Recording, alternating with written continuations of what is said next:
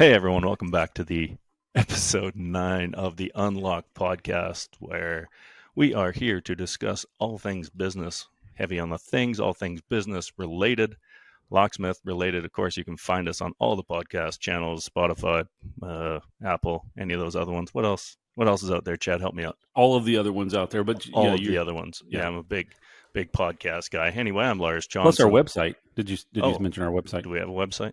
Yeah, it's unlockedpodcast.com, and then you can find all the links there. Okay, so that's one of those things on the interweb. Mm-hmm. Again, I'm trying to introduce us. I'm Lars Johnson. I'm Tony Hokinson. I'm Chad Lingefeld. How you guys doing today?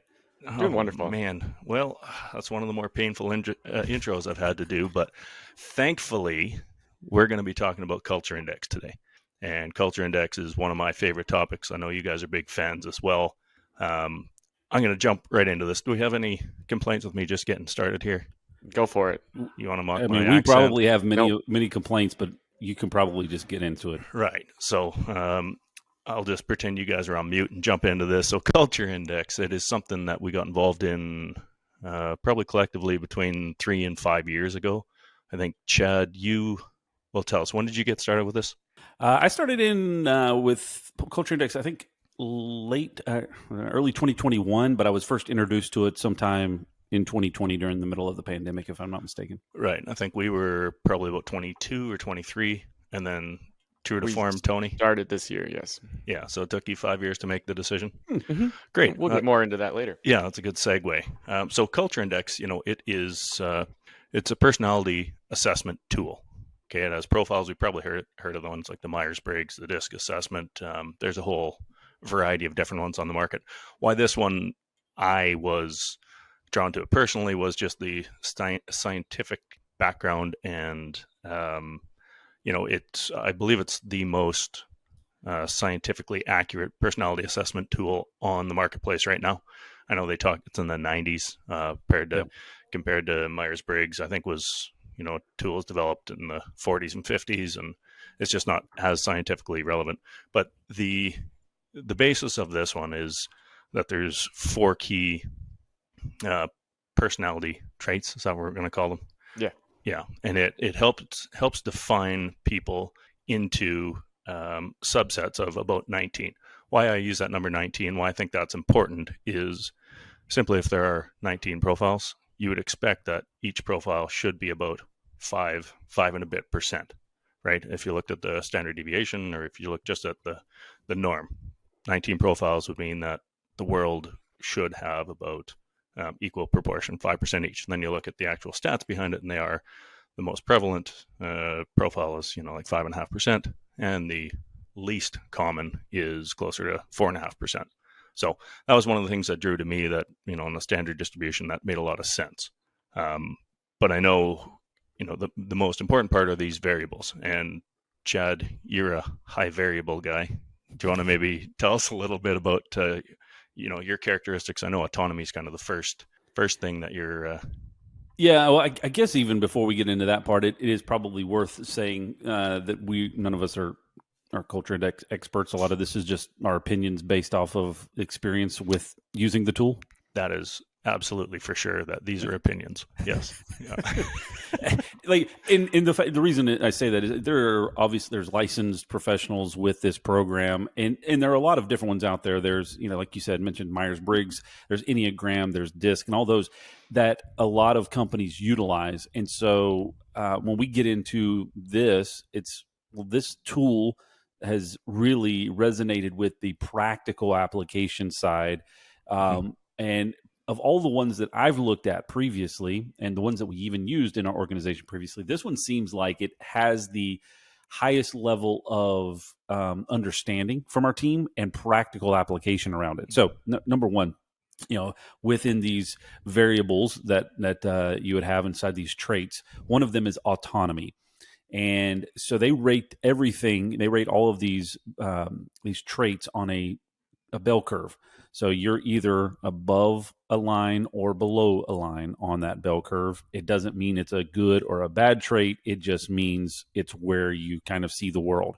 And one of the things that our franchise licensee for Culture Index, Eileen Stevens, talks about with us quite frequently is the big thing around it that you can, when you start to think about these, where these dots are, is that it helps with self-awareness, because there are people in your organization and in the world that are on the other side of that line.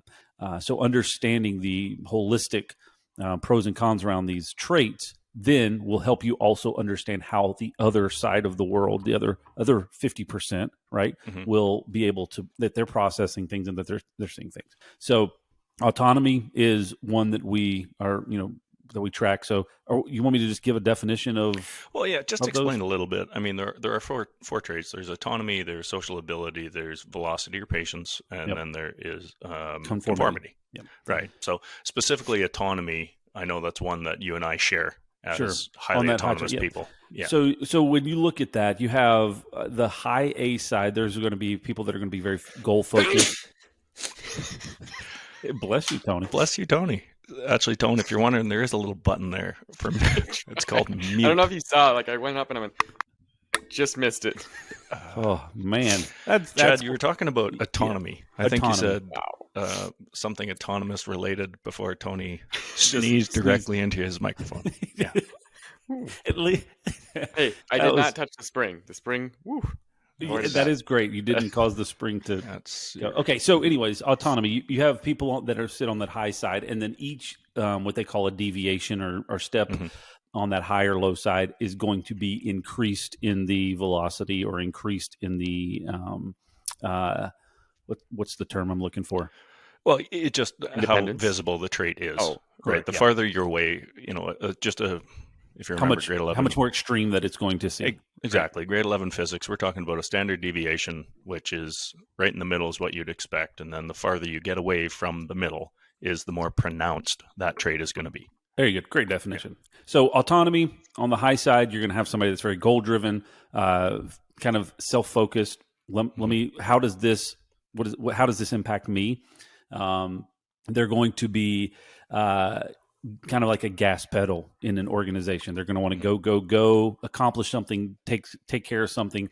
That's kind of some of the positive sides. Some of the downsides of that are once they accomplish a task, then they don't celebrate it very long. They're ready to go to the next. So that was great. We just climbed to the top of that mountain. Okay, well, let's go do it again.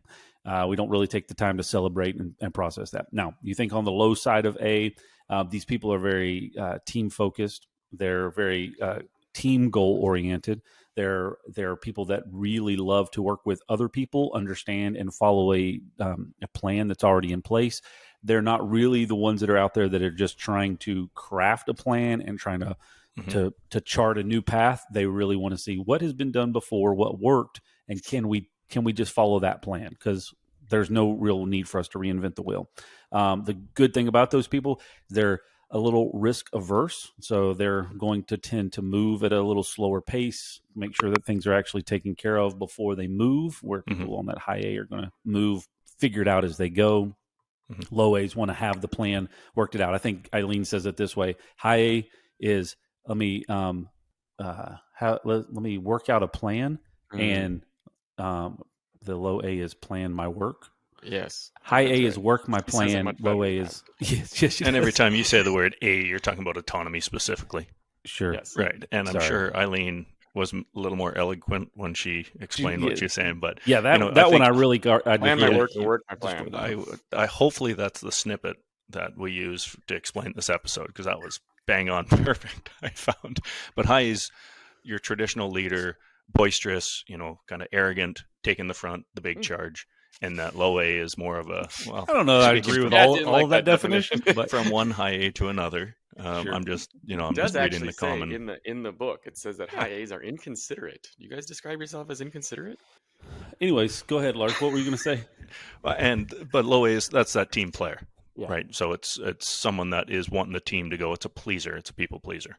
Yep. And I mean, as we get into this, I think we're going to touch on the different roles in the companies and so on and so forth. But I know the big thing on the autonomy trait is high side is gas, low side is going to tend to be not necessarily a break, but they are going to be a little more cautious.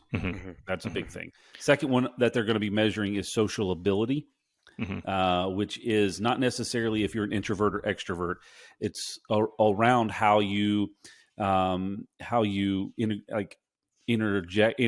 integrate with people when you how you sense emotions. Do you think internally or externally? So on the high side of on the high side of B, which is social ability, you're going to be a person that speaks to think.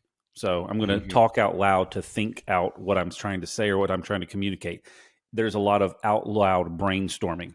When you compare that to somebody on the low side of social ability, they generally will speak internally or talk internally and work it out before they speak. So the big challenge on that, pros and cons, you get in a room with a bunch of high B people. They're going to all be sharing their ideas and brainstorming and thoughts. Maybe 99% of them are garbage and don't need to actually be done, but it's going to be spoken out loud. A lot of talking, not a lot of listening. I'm trying to record a podcast with 2 high Bs. I'm sorry, Tony, did you say something? Yeah. That's about it. That's pretty much sums it up right there. On the low B side, people they're going to process things internally. And then when they say something, it's going to be well thought through. So they can, they may be the quiet person in the room, but once they open up their mouth, you probably do want to listen because they do have some value to add because they're not typically going to speak up until they're ready. Some value. Emphasis on that, you said. Yeah, some value. Some value. Yeah, that was, some value. The challenge on both of those, one, on the high sociability side, those people that are going to be speaking out loud, they're going to think fast, they're going to kind of feel a room, sense a room, communicate that back and forth. They also have to be cautious around when they're talking, especially when you have high autonomy and high social ability. Now you've got somebody that's going to speak out loud, talk confidently, but may not actually mean that they're ready to go do something. They're just brainstorming out loud.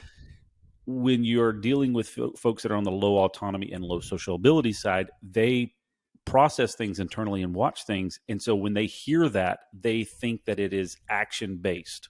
So I just heard Lars say, we should go, do this and accomplish this and build this big building.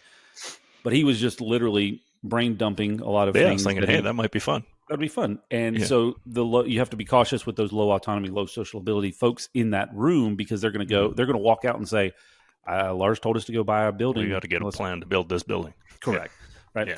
So those are just some big challenges with those first 2 traits and some positive things with those first 2 traits when you're working those with those people.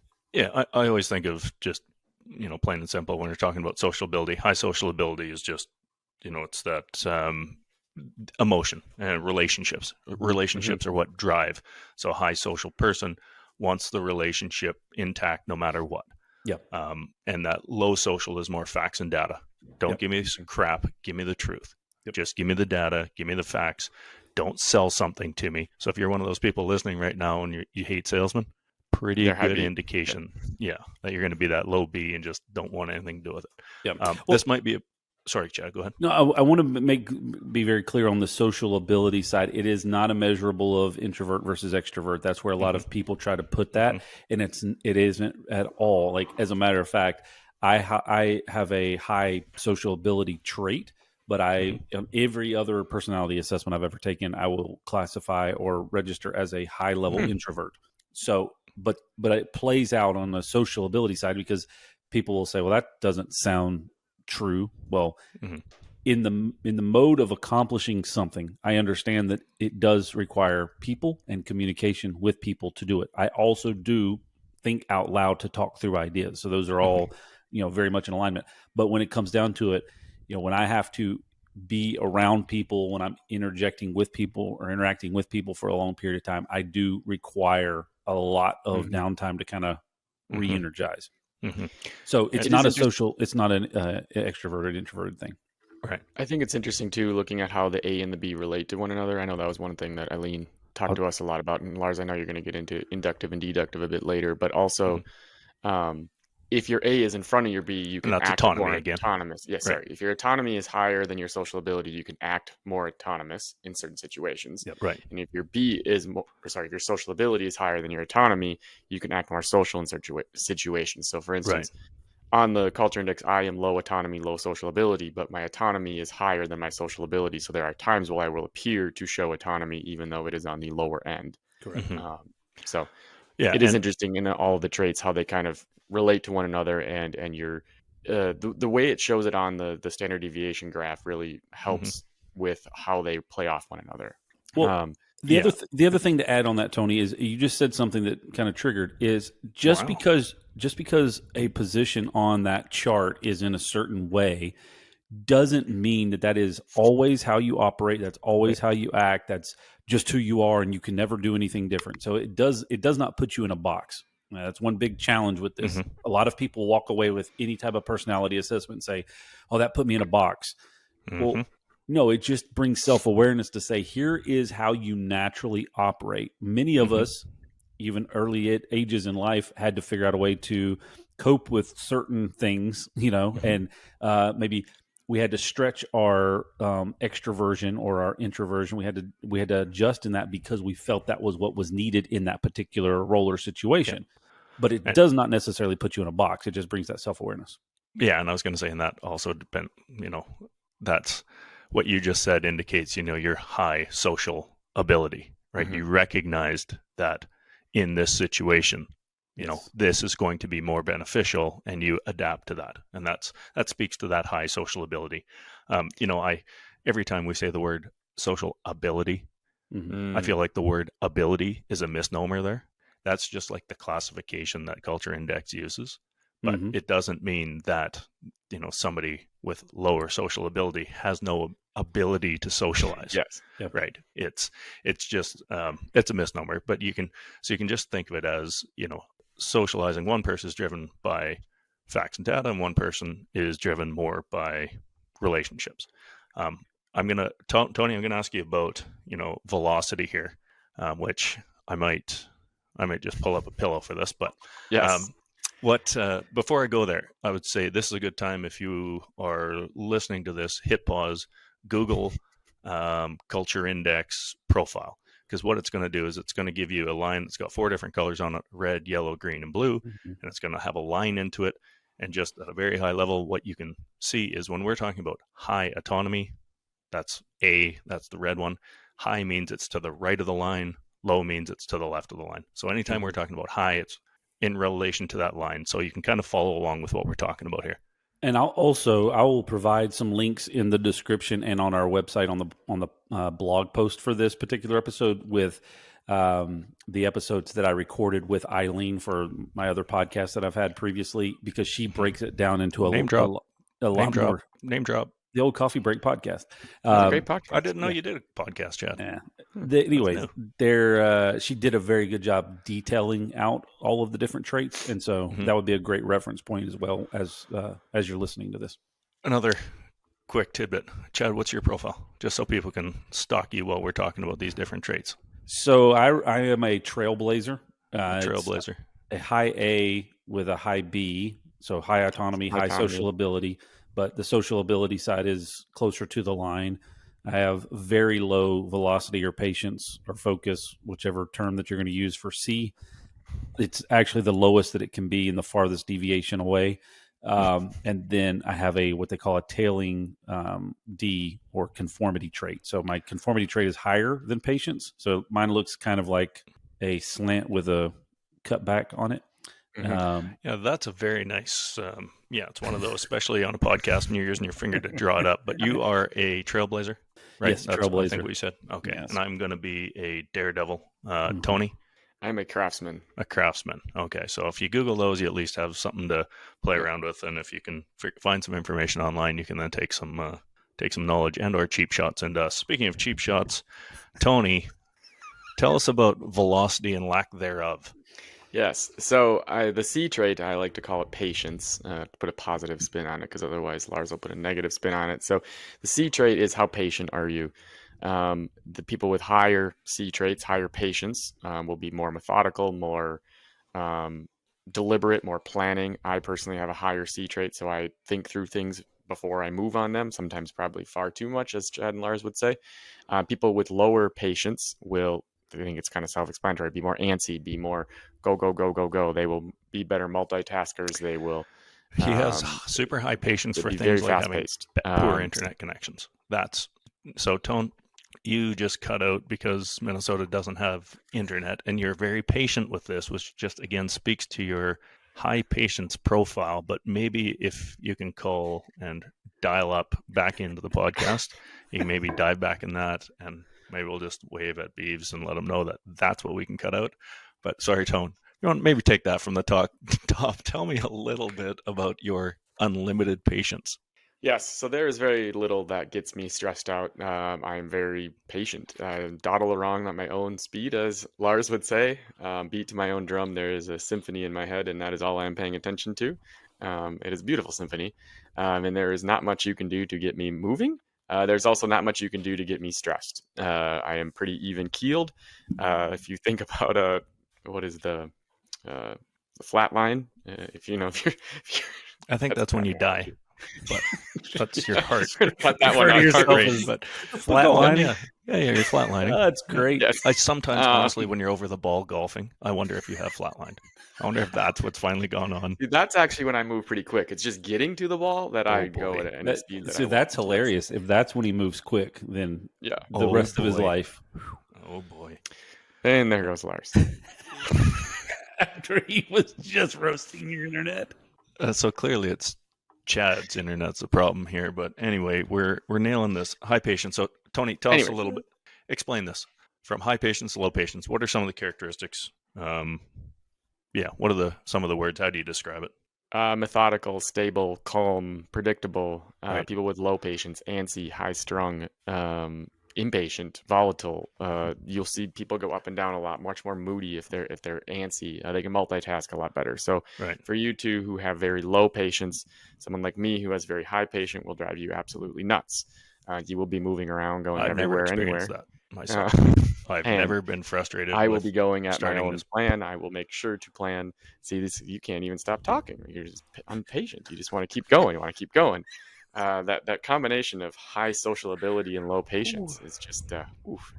Anyways, so yes, the C trait, if you hear us say high or low C, is known as patience. Right. Basically, it is what's your work style like? People that are higher C are better in methodical jobs, repetitive tasks, more analytical work. A lot of times, I believe people with high Cs also have a lower social ability.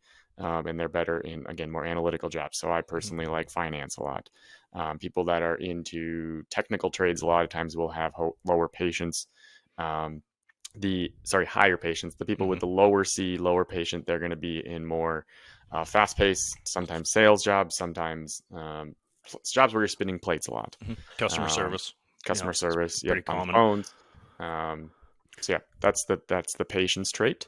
It's interesting watching people with work together that are on opposite sides of those traits. So we joke about it a lot, obviously, because Tony takes a lot of time to do things and make moves and make decisions, all that. And so it frustrates Lars and I. Sometimes we just move on and don't even wait for him. But when you think about that in the context of your team and your organization, you might have somebody on the low patience side that's, like you said, running customer service, and they just move and they think and they adapt and they pop, here and there and everywhere. And then you have a technician that's in the field that's going to be on that high C, that high patience side, that very methodical nature. Well, where you'll see that conflict arise is that dispatcher that changes the schedule 7 times throughout the day, and that technician that literally is about to fume and his head blow off while he's in the truck because his schedule has changed 7 times throughout the day. And without an awareness of that, it can become, a major problem of conflict. When you pull all those things together, you've got maybe a dispatcher that is, again, that low patience, bouncing around, doing whatever they need to do. And they just ebb and flow, and they think everything's great and wonderful. Maybe they have high social ability too, so they just chit-chat with people all talking out loud. And then you flip that Uno card reverse with a technician that likes to work independently, keeps his thoughts in his own head, work methodically, and you just literally put oil and water together, and they do not mix well. And when you don't have that awareness around it, then it can become a big problem. I've seen that play out multiple times, and we'll be talking about that in some of these points down the line. But that's really where a lot of this stuff kind of. The biggest thing for me as someone with high patience is I don't want someone to pressure me to make a decision. The more, and actually Eileen talked about this when we did our culture index thing, like the worst thing you can do to somebody with high patience is say, make a decision now. Yeah. Because they'll freeze. If you say, make a decision by tomorrow at noon, they'll actually plan that out and say, okay, I will be ready to make the decision by then. So that was something that was pretty impactful for me, because a lot of times we'll be in a meeting and everyone will be like, okay, what's your decision now? And I'll just be like, nope, move on. So Tony, in 10 seconds, I'm going to ask you about conformity. Oh, good to know. Okay, so you've got. I was actually prepared to talk about that. 7, 6. Okay, I don't need that 5. much time. Next okay, perfect. So because conformity is a pretty dominant characteristic. Right. Yes. What we're going to talk about, we've talked about autonomy. Autonomy is pretty obvious when you see it. That social ability is pretty obvious when you see it. I feel like the velocity portion is less obvious. The more you get to know someone, you're going to see it. But also a very dominant characteristic is conformity. Maybe you can walk us through that a little bit. So the next trait is the D trait, conformity. Again, the traits go A, B, C, or D. The last one, major trait that we'll be talking about is conformity. People with a high level of conformity, they like details a lot. So they are good at following and creating policies. They are basically a rule creator and a rule follower. They will want to be making sure that they check all the details, and they will be very regimented in how they do that. A person with a low conformity, Lars, Chad. Chad has a little bit higher conformity, but they dislike details. They will delegate easily. They won't dwell on things. They'll move fast. And a lot of times, Eileen likes to describe the conformity trait as foot on the brake. So Chad mentioned high A, foot on the gas, high autonomy, foot on the gas, high D, high conformity, foot on the brake. So for someone like Lars, who has a very high autonomy, very low conformity, he has foot on the gas 100% of the time. Tickets, yeah. Chad, yes. Ironically, you don't seem to drive like that, but you must have learned that through time. I guess I've actually never ridden in a car with you. That's Keep going. Yes. Yep. They're a win. Nothing. Go ahead. People with high autonomy. I don't know. And that's fine. Let me just jump in here. So hold on. I got more here. Just let me finish. Listen, I know that my pace is killing you right now, but we are going to get there. Okay. So people with I was talking about Chad a little bit. His conformity is a little bit higher than yours. So he will, even though he is lower conformity than me, he will pay a little more attention to detail than you. He will have a little bit more of a foot on the brake, not much, but still catch some of those details. I think Eileen called it a scoop. He will catch some of those details as he moves along. So one thing that I think is a little bit interesting is how the conformity trait plays on the patience trait. Myself, I have a lower level of conformity, but because my patience is so high, it will sometimes look like I'm stopping to slow down to gather the details, when in reality, it is just that is the pace I move along. Where it may look like I'm high level of conformity, but in reality, it's just the fact that my pace is so high that I'm picking up the details along the way. So, yeah, and it's I tend to, I guess, true to form here. Now that you've called me out for being no brake pedal at all, I'm trying to get through this here, and bullet points, structure and not breaking barriers, yes. Challenging. You want me to do something, I'm going to ask you why 10 times until I understand and agree with it. And that's people. So when you've got a team member that's, you're in a situation or a complexity that you need to come up with something creative and something new, that's where these low conformity people are going to come into play. The flip side of that high conformity people, those are your morale officers. Those are people that you can ask, what's your feeling about this? And they know right and wrong. They know the rules. They know these kind of details. So, it was my partners that I've worked with were always, I'm obviously quite a bit of a gas pedal. So I've got a fair amount of brake pedal around me, and it's required because if not, one of the most classic things is, you could walk around my house and you see there's about 50 things that are about 60% done. Right. And then I move to the next one and I'll start drawing dishes or I'll turn around and I'll start cleaning the floor, like drying. Sorry, is that drying dishes? I thought you said drawing dishes. I didn't understand. Yeah, that was the Canadian term. But it's just go, and have 1,000 things, balls in the air. So that's when in our industry specific, when we're talking about conformity, what are you guys looking for? Who are your conformists? When do you want your conformity people around? Well, you want somebody high conformity that is these are people that are going to do quality work no matter what area of the business that they're in. Obviously, they're focused on details. You typically, and it's intriguing to me because we have high conformity people in almost every department of our organization playing a specific role. But there are a couple of really big things to point out on the high conformity side. These people are very focused on the reflection of quality work on themselves. So they do not want to put anything out. And it's one of the reasons why they feel like they're a brake pedal a lot of times. And sometimes they feel like they move a little slower is because they do not want to release something until they know it's going to be at a high level of accuracy. And that if it comes back and reflects on them, then it's going to be good. Some of their challenges in doing that is a high conformity individual will typically have a long memory when it comes to failures or things that work well.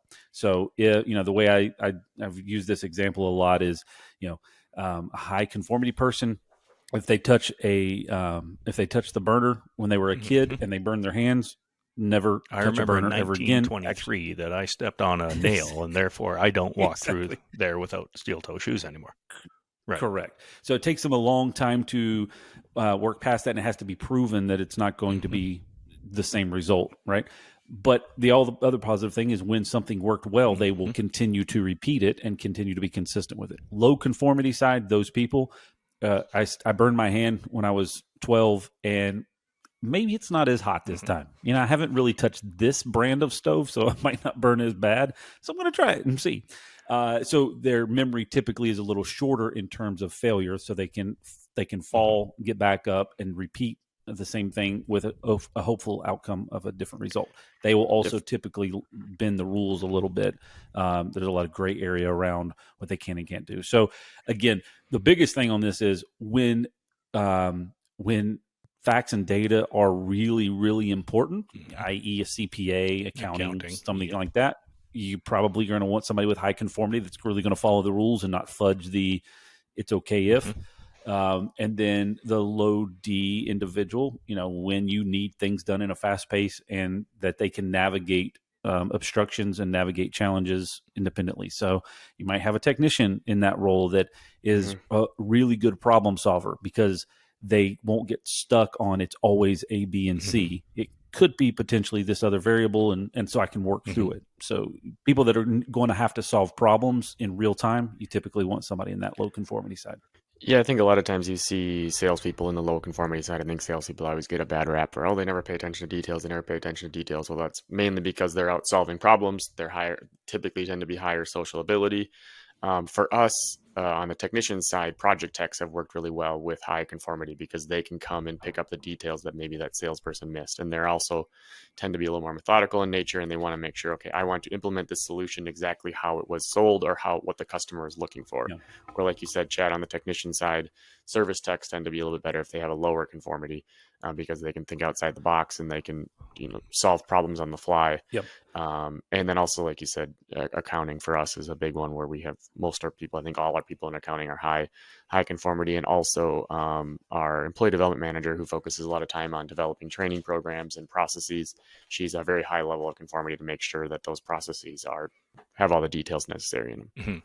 So one of the other things to be really intentional about with this is both are great. They both have really good positive impact on your organization, but some also have hurdles that can come around with it. So high D, they might be slow to make decisions. So again, you have to help give them a timeline and expectations, but you can also trust that when it's done, that it's going to be done correctly. Folks on the lower conformity side, you typically just need to have some mechanisms in place that give them a checkbox for the timetable, because it's not important. You said this needs to be done by Monday the 10th. Tuesday the 11th is close enough. So you have to have some checks and balances in place to help make sure that they know that they can meet the deadlines or whatever the potential downfalls of that inaccuracy is. Yeah, and I think, Chad, you kind of nailed it there. There is no good, there is no bad. But understanding this, and I think that's where we started with this a little bit, was just on that, that awareness, that emotional awareness.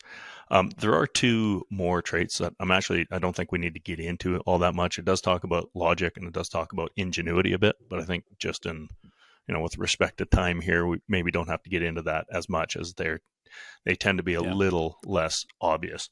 But I do want to talk a little bit about just how we've used Culture Index in our businesses. Because I know, Chad, you got started first. Did you have any moments, or did you have any stories that you were like, this now makes sense, and you made a change in your business and how it impacted you? Yeah, so a lot of them, when I was first introduced to Eileen Stevens and the whole Culture Index methodology, we were already using Myers-Briggs, so I kind of understood some personality assessments. I had been doing a lot of reading on the Enneagram and stuff like that. So I had a bit of understanding of myself and kind of how I operated typically, but there were a few major points that I was missing on. And then I also struggled with understanding the interactions with the rest of the team and the organization. So I'll give, I guess, this example because it was really impactful for me, and it changed a lot of how I operate as a leader inside of our organization. So one, we set it out, right? I'm a trailblazer in the character trait side. So high autonomy, high sociability. I like to work with people to accomplish a task, and it's very easy for me to be setting goals and moving forward.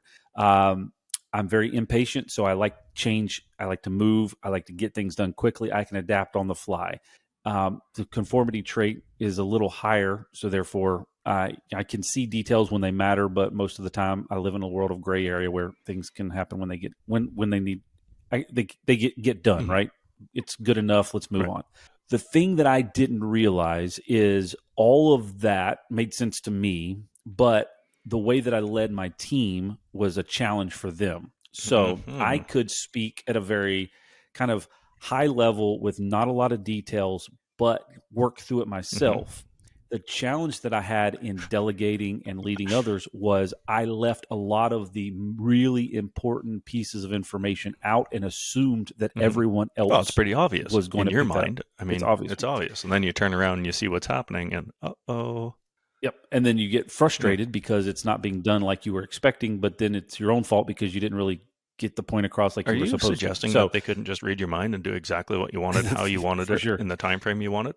In our organization, I used to have, and I would get so frustrated because every 12 months or so, I'd look back and go, man, here are all the things that I started, and only 2 or 3 of them actually are continuing. And I realized at a point through this culture index and everything else that the ones that actually were succeeding were ones, and we used to joke about it in our office. So physical logistics, my office and my business partner, Chris's office, was on one side of the hallway, and the other side of the hallway was where all the operations team was. And I used to say, as long as it stays on that side of the hallway, it does excellent. But if it comes over, it somehow finds its way on this side of the hallway, it's doomed for failure.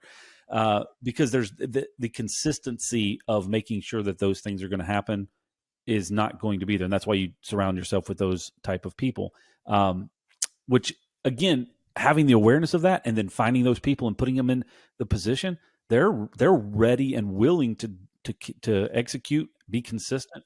Yeah, they're like excited, and I'm excited for it to work.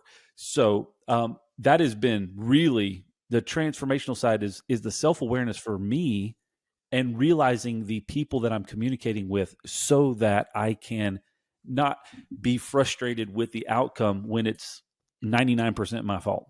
One final thing, because I know I just went on a long rant there, but one final thing that was a true story is I learned through this culture index deep dive and application. I always tried to treat everybody else as if they wanted to have the same level of autonomy as me and the same level of goal setting as me, and they wanted to move at the same speed as me. I just assumed that I was giving them that ability to do it. And then what I found through Culture Index is that a large majority, 90% of the rest of my organization, actually abhors that. They really just want a structure and a plan, and they don't want that level of autonomy. And so I was almost forcing them, because I liked it. I was forcing them to operate that way. And then when I learned that, I was like, oh my gosh, it was.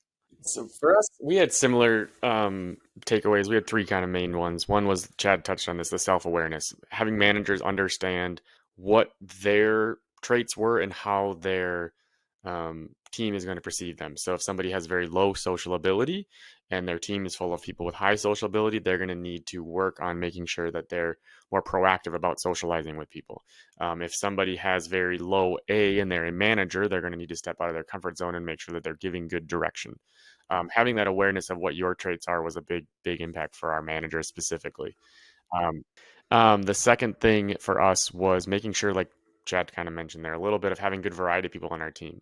If you have a lot of people that are high social ability and low conformity, Chad has this thing that he calls the triangle that he was going to talk about, but I'll steal that from him. It's definitely. So you want a good variety of people.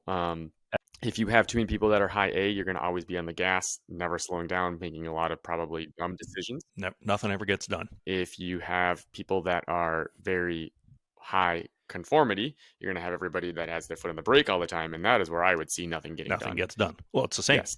If you have too much of one or the other, the same thing. You're either spinning your wheels or you're just sitting there with the brake on, but you're never moving. It's almost if you had an equal triangle of those traits. If you don't have people that are high B, there's never any glue. People won't talk to each other. People won't know what's going on. Communication won't spread around.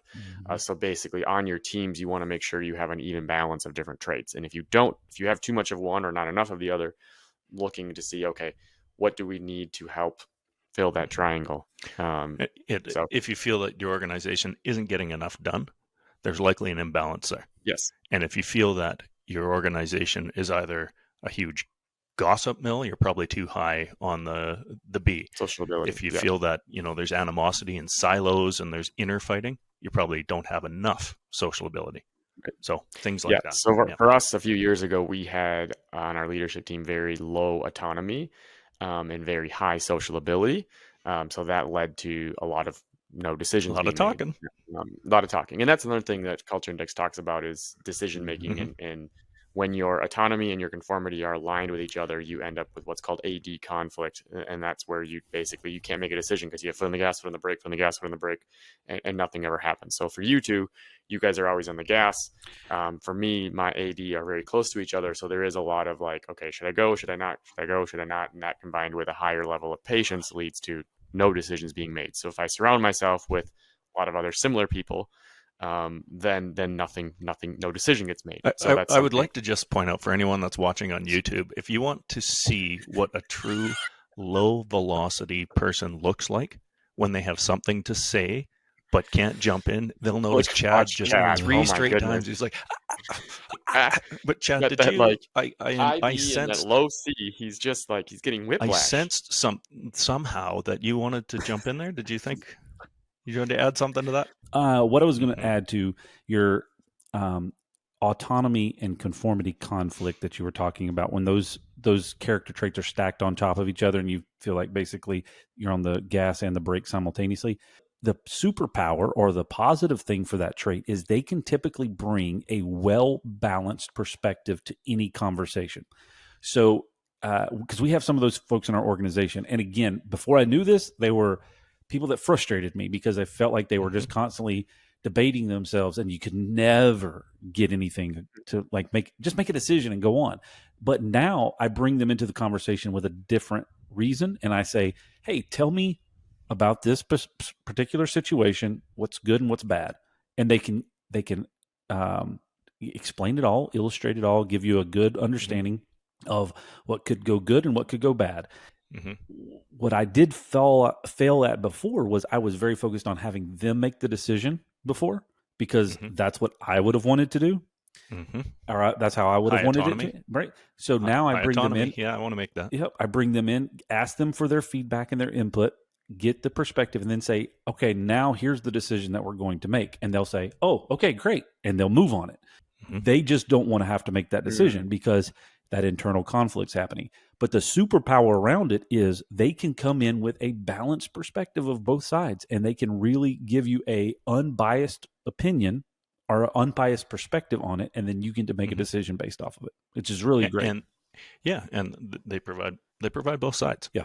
The positives and the negatives. Yep. Right. And then you can take that and internalize it and figure out which way to go. Yeah. But if you put them in a position where they need to be autonomous and make those decisions on their own, then you're actively putting them in a bad position where they're going to have a high level of failure because they're just going to get stuck all the time. All right, guys, let's take a quick break here because I think we are probably going to have to extend this into a second episode. We've really kind of gone through, from our agenda's perspective, all of the explanation around what Culture Index is, around the tool, and really how the thing works, right? The technical side of it. The things. I think we should pause here. We'll probably just wear the same clothes for next refill episode. our coffee. Yeah. Switch over to water, and then we'll head over to part 2 of this, which will be next week, for really the practical application side of it, how we find the right roles for the right people, managing conflicts, what roles, what character traits work best in what particular roles, and dive into it. And one bonus conversation we'll have is around what's the ideal character traits for an owner. Ooh. All right. That should be fun. And many other surprises in the next part. So, we good for that? We'll see you then. Oh, I forgot. Our website. Tony, what's our website? The website is unlockedpodcast.com.